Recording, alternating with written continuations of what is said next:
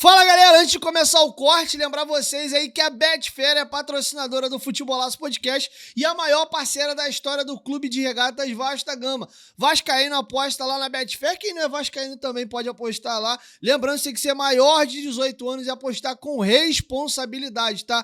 Não vai aí se comprometer, isso não é renda extra, é só um entretenimento. Você pode ganhar, mas também pode perder, beleza? Betfair, parceira do canal Futebolaço Podcast. Agora vamos pro corte. João, pra fechar, qual é o maior sonho teu hoje, seja profissional e com o Vasco? Quais são as aspirações que passam nessa cabeça aí? Cara, é continuar fazendo o que eu tô fazendo de forma saudável, que depois que a gente consegue, acho que é isso, é crescer. Eu quero dar sempre o meu melhor, quero sempre melhorar. Eu falo que eu tô sempre procurando aprender.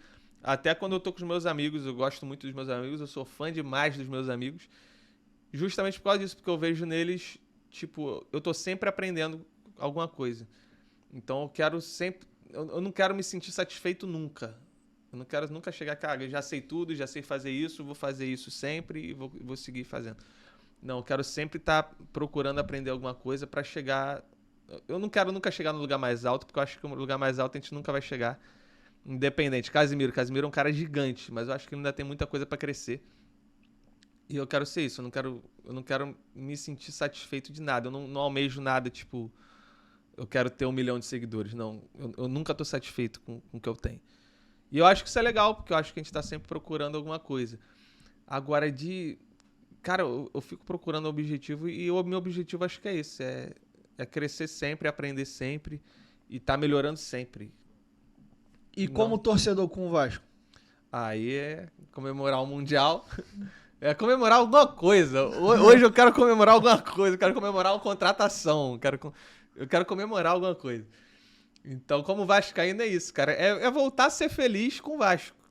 Não só comemorar. Acho que comemorar a curto prazo é só ser feliz. Voltar a ganhar, cara. Voltar a não ter medo de nada.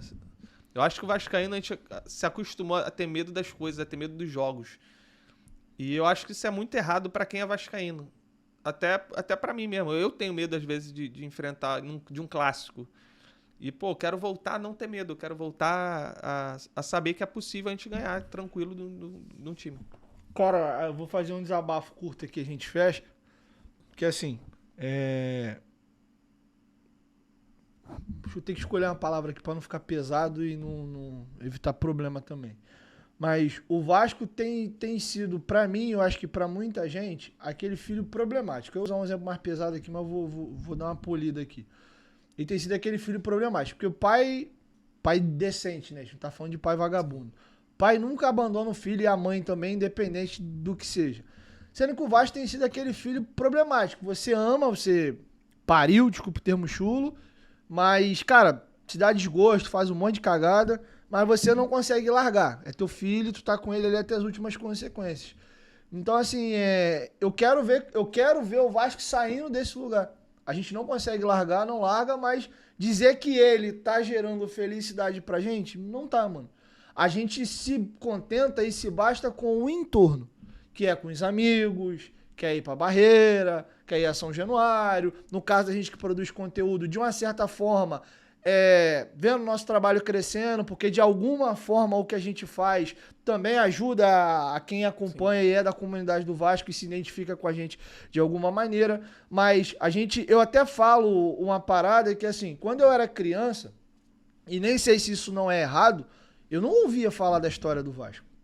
Porque o Vasco se resumia aos títulos, às disputas, até os vice-campeonatos, que era motivo para tirar a gente pra zoação de vez em quando. Mas a gente falava dos ídolos do Vasco, dos títulos, das conquistas.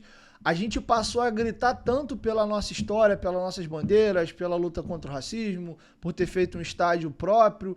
Muito em função, na minha opinião, e até de maneira errada, porque mesmo quando a gente ganhava, já era pra gente estar falando disso. Não estou dizendo que é errado falar da nossa história, mas a gente começou a gritar a nossa história porque o campo não tem mais o que falar. A gente se defende como falando do campo? Pelo contrário, a gente às vezes se recolhe porque a gente não tem muito argumento para defender o Vasco falando de campo. E quando eu falo, eu estou falando do momento, estou falando da história. que cada vez fica mais longeva. Então, acho que o Vasco já lá de trás deveria falar assim da sua história, mas eu percebo que a gente começou a falar muito mais da história, porque dentro de campo a gente não tem nada para se orgulhar, infelizmente. Então, o meu desejo hoje como torcedor é que pelo menos o Vasco comece a deixar de nos dar menos dor de cabeça e de fato comece a ser algo legal, como eu vivi em 2011, por exemplo. Eu não sou um cara de 40 anos de idade que, porra, curtiu 97, 98, 90. Eu era pequeno, já era nascido, sou de 93. Mas, mano, 2011 foi uma delícia. Até o 2012, que a gente começa arregaçando o Campeonato Brasileiro e aí começa o desmanche do elenco e a gente vai caindo, acaba em sexto. Pô, ainda assim, cara, foi um ano legal ali. A gente tem até hoje a recorde de acho que 50 e poucos jogos 40 e poucos jogos dentro do G4 de maneira consecutiva. Então, assim, eu quero voltar a ter isso. Aí jogar um Flamengo e Vasco, como você falou, como a gente tirava onda com os caras em 2015 e 2016. E, mano, eu vou atropelar os caras. Cara, o Fluminense passava 3, 4 anos sem ganhar do Vasco um jogo. Então, assim, eu quero voltar a ser um torcedor que, de fato, o meu clube dentro de campo, represente o que ele é como história. Que seja um clube esportivamente gigante. E não institucionalmente gigante e esportivamente pequeno. Acanhado, medroso, como a gente vê o Vasco entrando muitas das vezes até para perder de pouco. Então o que eu desejo com o Vasco no primeiro momento é recuperar a minha dignidade, cara. Porque eu vejo torcedores do Vasco perdendo a dignidade. O cara, às vezes, não quer mais debater com um colega do lado. Não, mano, não vou... A gente vê, às vezes, tu que é humorista, às vezes tu vai fazer um vídeo zoando o Flamengo ou o Fluminense. Eu tenho certeza que tem comentário. Tá de sacanagem, tem vergonha na cara, não. Tu quer zoar os caras, olha pra gente, mano. Olha a merda isso que aí me dá é muita direto. raiva. Isso me dá muita raiva. Mas eu entendo o cara que pensa dessa maneira também. Então, mas eu acho que é o comentário que mais me deixa bolado é o cara comentar isso. Porque, primeiro... desde o início, eu sempre zoei todos os times. Então, tipo, não tive filtro nenhum. Até eu comecei a estourar quando o Vasco estava na Série B. Então, na Série B, se eu me preocupasse em não zoar ninguém porque a gente estava na Série B, eu não ia fazer vídeo, eu não teria nem começado. Então, já começa por aí. Eu comecei falando de todo mundo quando o Vasco estava na merda. Muito pior do que a gente está hoje.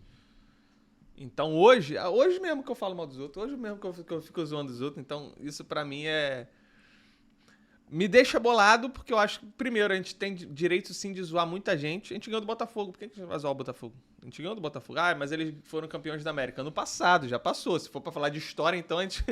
Vamos puxar que a gente tem mais títulos que eles. Então, pô, se for pra viver de passado, a gente ainda tá bem. Hoje, eu vejo o Vasco na frente do Botafogo. Hoje, esse ano. Até porque eu acho que o Textor, ele pensou que ia fazer o Botafogo ganhar de novo, ia montar outro elenco brabo e não conseguiu. Então hoje eu tenho muita esperança no Vasco. Inclusive era o que eu ia falar contigo. Eu acho que esse ano o Vasco pode ser melhor do que o ano passado. O que me deixa desacreditado disso tudo é o Carille. É essa capa de derrotado que o Carille tá colocando em todo mundo. Que o time já entra com aquela cara de derrotado, achando que vai ser difícil ganhar. Eu acho que mudando ali o comando, pode... Botando um cara que coloque o jogador pra cima, que lembre que todo mundo ali sabe jogar bola,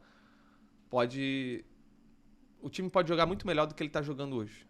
E aí, galera, curtiu o corte? Aproveita dessa moral, se inscreve aí no canal. Novos episódios vão ao ar entre 1 e 2 vezes por semana e os cortes estão aqui no canal todos os dias. Muito obrigado, espero que vocês tenham gostado do nosso conteúdo. Dá essa moral, se inscreva aí no canal e até o próximo episódio ou próximo corte.